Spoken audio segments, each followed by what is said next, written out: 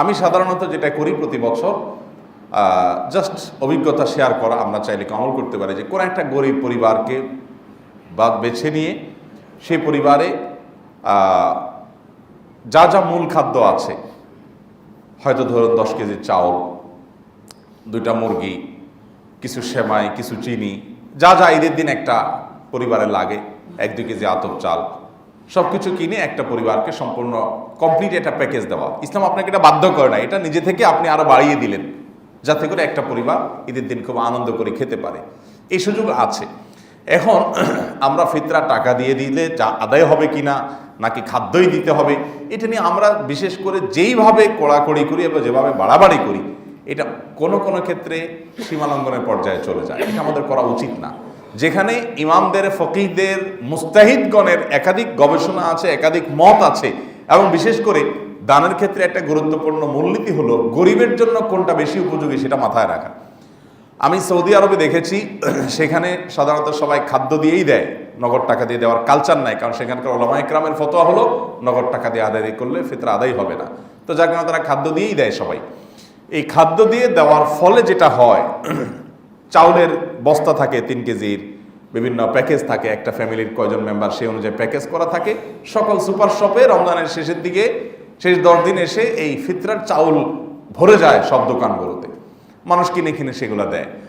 তো সেখানে এমনি গরিবের সংখ্যা কম, আবার দেখা যায় সবাই মিলে এক আইটেম দেয় চাল। তো এরকম অনেক গরিব আছে যে পিক আপ নিয়ে এসে মসজিদের সামনে বসে,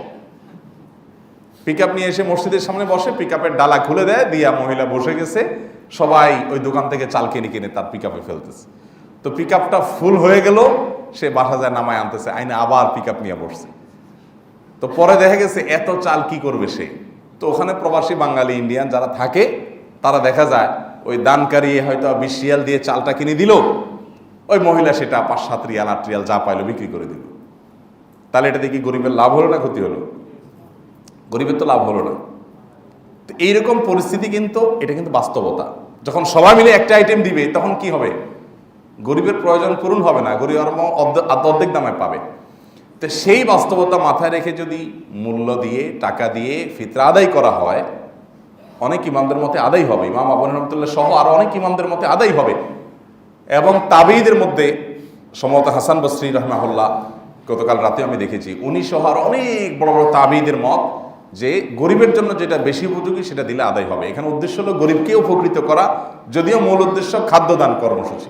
কিন্তু যদি আপনি সরাসরি খাদ্য দিতে পারেন, তার কি নিড আছে সেটা জেনে আপনি খাদ্যটা দিতে পারলেন, তো সেটা হলো সোনার উপর সোহাগা, সবচেয়ে বেটার। যেটা আমি নিজে করার চেষ্টা করি আলহামদুলিল্লাহ, যে খাবারটাই দেই কিন্তু তার নিড কি আছে সেটা যাতে পরিপূর্ণভাবে ফিল আপ হয় সেভাবে দেওয়ার চেষ্টা করি। তো যাই হোক, আমরা আমাদের আশেপাশে গরিব দুঃখীদের প্রতি লক্ষ্য রাখবো। বিশেষ করে আমি এর আগে আপনাদেরকে একটা আহ্বান করেছিলাম, আমরা এই বছর যে সময়টা পার করছি, সময়টা খুবই কঠিন এবং কষ্টের।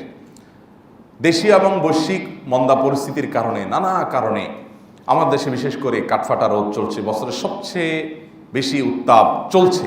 গতকালকে বোধহয় 39 ডিগ্রি ছিল ঢাকায়, চুয়াডাঙ্গার দিকে বোধহয় 44 ডিগ্রি উঠেছে। এবং গতকাল আজকে বছরের সবচাইতে উত্তাপ এর সময় আমরা পার করছি। খেটে খাওয়া মানুষগুলো বাইরে কাজ করতে পারছে না, এমনি মন্দা পরিস্থিতি, 2 টাকা জিনিসের দাম 4 টাকা, সব মিলিয়ে মানুষের খুব কষ্টের মধ্যে দিনাতিপাত করছে। তো এই সময়টাতে আমাদের আশপাশটাকে একটু আমরা খেয়াল করি, আমরা নিজেরা শুধু বুড়িভোজ না করি, আশপাশটাকে খেয়াল করি। অনেক মধ্যবিত্ত, নিম্ন মধ্যবিত্ত আছেন যারা মানুষের কাছে হাত পাততেও পারেন না, মুখ ফুটে বলতেও পারেন না, আবার কষ্ট সইবার মতো অবস্থাও নেই। আমাদের দায়িত্ব হলো আমাদের আশপাশটাতে খেয়াল করা, যে আমার আশেপাশে প্রতিবেশী যারা আছে, অনেকে শুধুমাত্র আত্মীয়স্বজন দেখে দেয়, আত্মীয়স্বজনকে অগ্রাধিকার দিবেন, এতে কোনো সন্দেহ নাই, এতে কোনো সমস্যা নেই। কিন্তু আত্মীয়স্বজনের পাশাপাশি প্রতিবেশীদের প্রতি আমাদের বিশেষ খেয়াল থাকতে হবে, সেটা আমরা যেন করার চেষ্টা করি। আল্লাহ আমাদের সবাইকে তৌফিক দান করুন।